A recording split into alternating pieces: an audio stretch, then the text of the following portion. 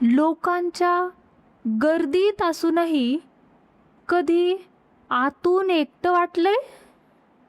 गीतेचा अध्याय 9 हेच सांगतो, तुम्ही कधीच एकटे नाही. कुरुक्षेत्रावर अर्जुनाच्या मनात अजूनही भीती होती.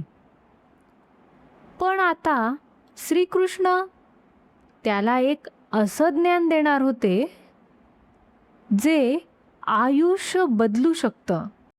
राजविद्या, सर्वात मोठं ज्ञान.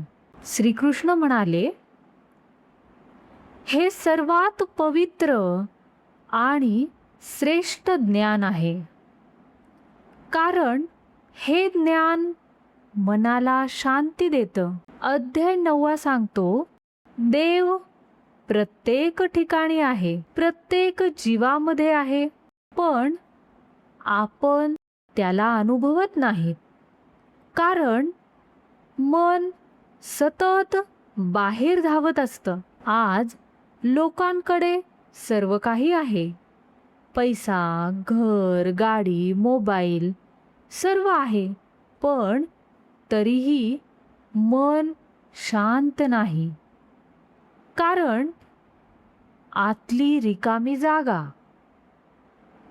ती रिकामी जागा फक्त अध्यात्म भरू शकतं.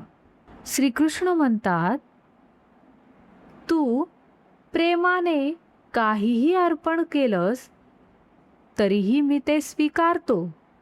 देवाला परफेक्शन नाही, तर खरं मन हवं असतं.